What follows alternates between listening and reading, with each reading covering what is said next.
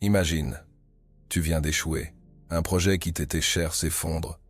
Tu as donné ton énergie, tes nuits blanches, et malgré tout, c'est l'échec. Dans ces moments-là, deux voix se battent dans ta tête. Le premier murmure, « Tu n'es pas assez bon, abandonné ». La seconde dit, « Relève-toi, tu as encore une chance ».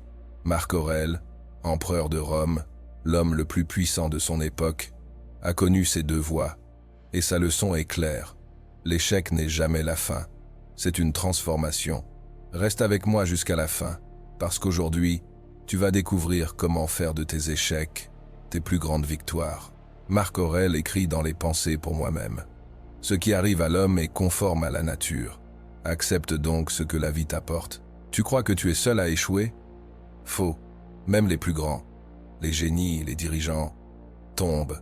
Thomas Edison a échoué plus de 1000 fois avant d'inventer l'ampoule. Michael Jordan a un taux plus de 9000 tirs dans sa carrière. Et Marc Aurèle lui-même, malgré son statut d'empereur, a perdu des batailles, a vu ses proches mourir, a connu la trahison. L'échec n'est pas une exception, c'est la règle.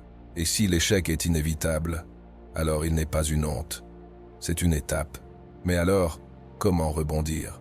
Les stoïciens nous donnent une réponse simple. Ne t'attarde pas sur ce que tu ne contrôles pas. Tu n'as pas le pouvoir de changer le passé. Tu n'as pas le pouvoir d'éviter toutes les défaites. Mais tu as le pouvoir de choisir ta réaction. Quand tu échoues, que choisis-tu? T'entrer dans le regret ou te lever et apprendre? Marc Aurèle avait une méthode. Chaque soir, il notait ses erreurs. Pas pour s'autoflageller, mais pour s'améliorer. L'échec, pour lui, était un professeur exigeant. Un professeur qui ne flatte pas, mais qui montre où tu dois progresser. Voici le vrai secret. L'échec n'est pas une barrière, mais une matière première. Une énergie brute que tu peux transformer. Regarde l'acier. Il ne devient solide qu'après avoir été brisé et reforgé. Regarde l'arbre. Ses racines se renforcent quand le vent tente de le déraciner. Et toi, tu deviens fort non pas malgré tes échecs, mais grâce à eux. Marc Aurèle disait, « Ce qui se dresse sur ton chemin devient ton chemin ». J.K. Rowling, rejetée par 12 maisons d'édition avant Harry Potter. Sans ses échecs, pas de succès.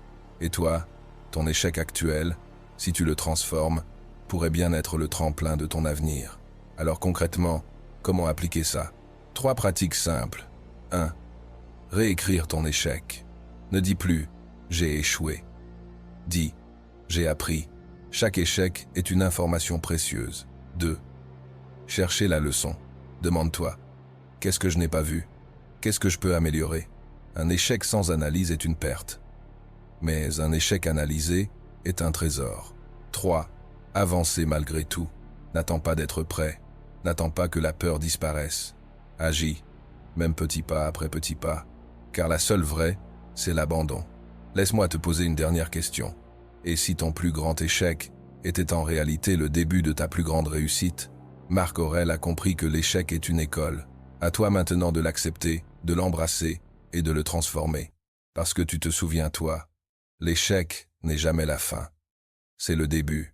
Si ce message t'a parlé, abonne-toi, partage cette vidéo et laisse en commentaire le plus grand échec que tu as transformé en force.